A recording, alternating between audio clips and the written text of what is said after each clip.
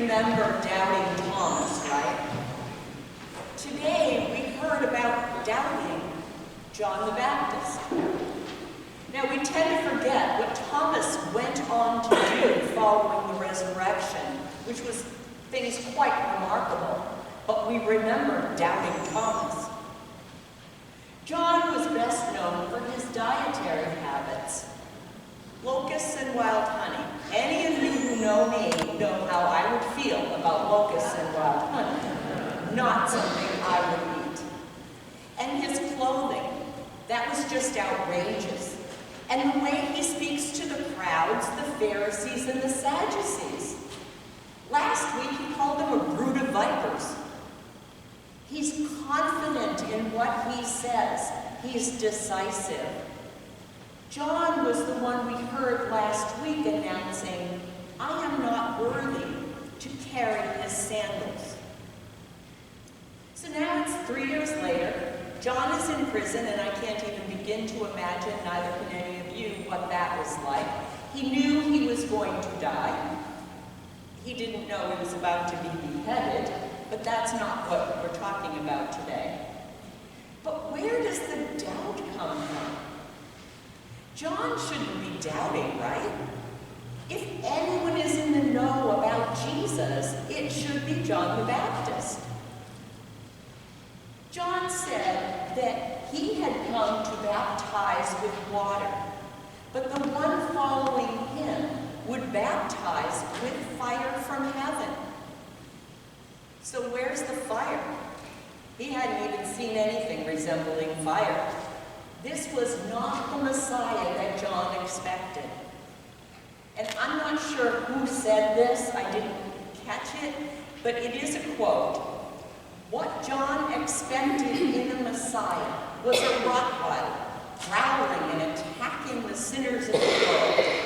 But what he got instead was a golden retriever puppy, changing hearts with warmth and affection.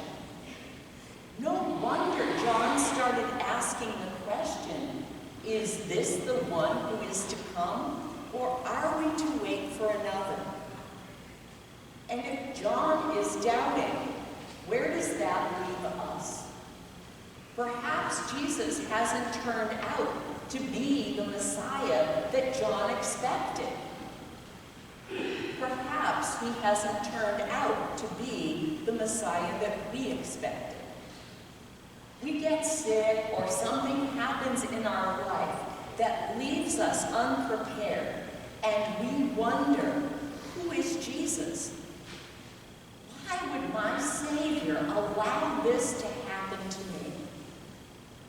And sometimes it can be difficult to ask our questions. Might it mean that we're unsure of our faith? Will others treat me differently if I question? Should we be waiting for another?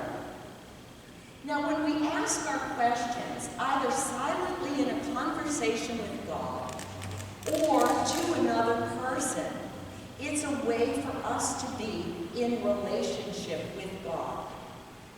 Whenever we're learning about anything, we ask questions, right? And learning about our Messiah is a lifelong journey.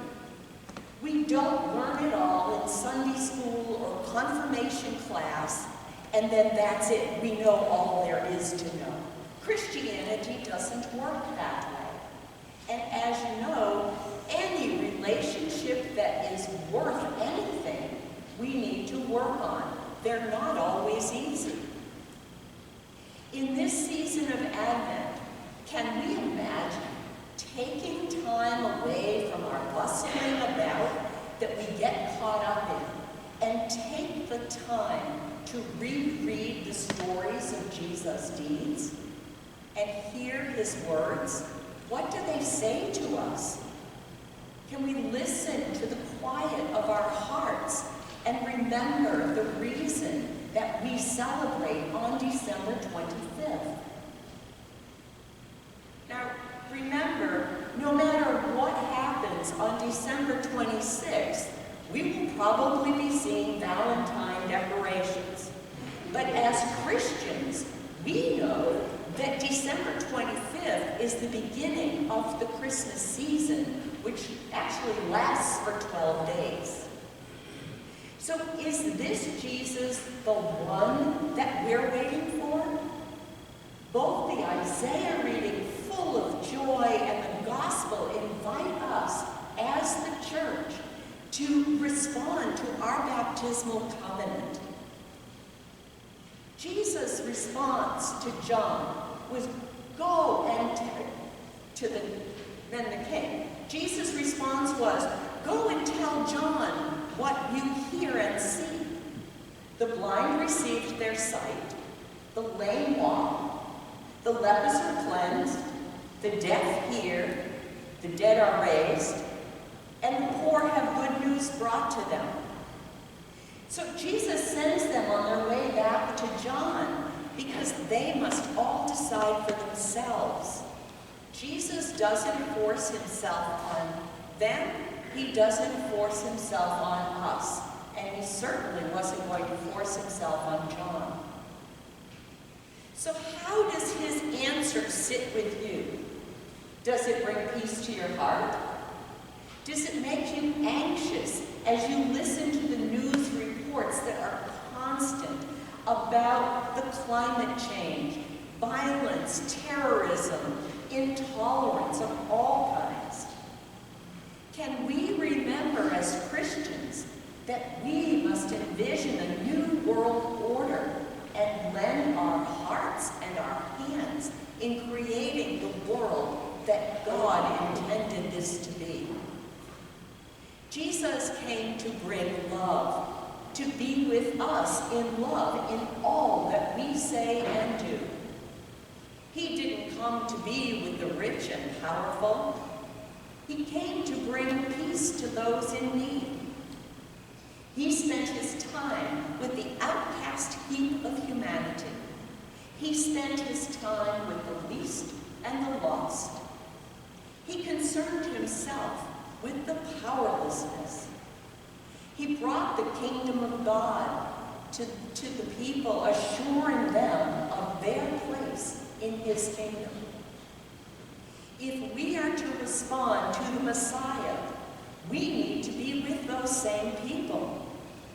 Jesus visits those in prison through us when we visit those in prison. Through us, Jesus meets people living by the river and under the bridges as we pray with them, feed them, and clothe them. Through us, Jesus spends time in our social service agencies, caring for those who aren't able to care for themselves. Through us, Jesus is in the classrooms with our children, taking special care of those who sometimes need the most and are the most difficult. Through us, Jesus stands outside Smith & Wesson with the young people as they ask for gun security, gun safety. Through us, Jesus stands on the steps of City Hall, asking that immigrants be allowed to come to Springfield. Jesus calls us to take care of this fragile earth, our island home. And Jesus will be here as always as we celebrate the joy of the Eucharist. But we're then to take that joy out into the world.